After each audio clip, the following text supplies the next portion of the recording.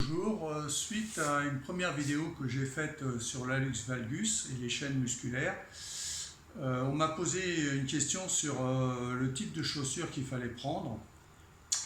Donc je voudrais rappeler que pour moi la cause de l'hallux valgus, c'est un raccourcissement du long péronnier qui va s'insérer ici donc sur le premier métatarsien et sur le premier cunéiforme, ce qui va modifier le premier rayon du pied, donc entraîner un hallux valgus. Donc alors pour choisir une chaussure fonctionnelle, c'est-à-dire on va choisir une chaussure qui ne limite pas la biomécanique du pied. Donc on doit pouvoir reproduire avec la chaussure ce qu'on est capable de réaliser pieds nus. Donc il va falloir dissocier l'avant-pied de l'arrière-pied en phase de suspension.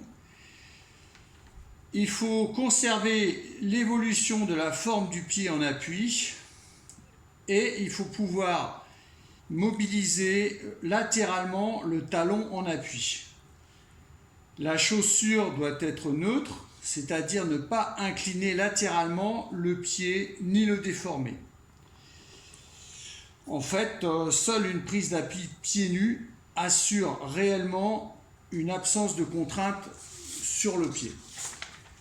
Donc on voit là que le long péronnier latéral agit sur l'axe de prosupination du pied. Donc on voit là qu'une chaussure va empêcher l'arche antérieure du pied de prendre un appui correct sur le sol.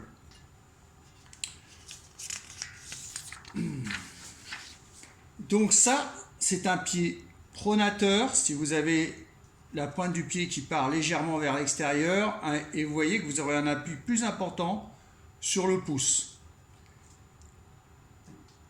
Donc ça peut causer un hallux valgus. Là, c'est l'appui normal du pied, donc l'arche antérieure est bien en appui et vous avez conservé une mobilité à ce niveau-là. Là, c'est un pied supinateur qui entraînera d'autres problèmes. Donc, vous pouvez remarquer que l'appui du pied va entraîner des contraintes au niveau du genou.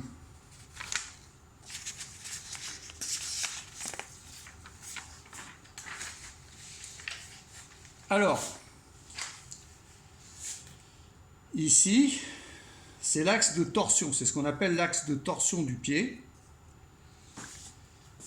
qui va permettre un bon appui de l'avant-pied, et il faut garder une bonne souplesse de cet axe pour pouvoir avoir un appui complet au niveau du pied. Donc la chaussure ne doit absolument pas limiter le mouvement du pied au niveau de cet axe de torsion. C'est à peu près au niveau des lacets que vous devez garder une bonne souplesse de la chaussure à ce niveau-là.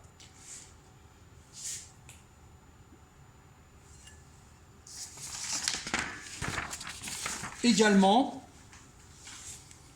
vous devez maintenir une bonne souplesse de la chaussure au niveau de l'appui du talon. C'est terminé. Si vous avez d'autres questions, n'hésitez pas à me contacter. À bientôt.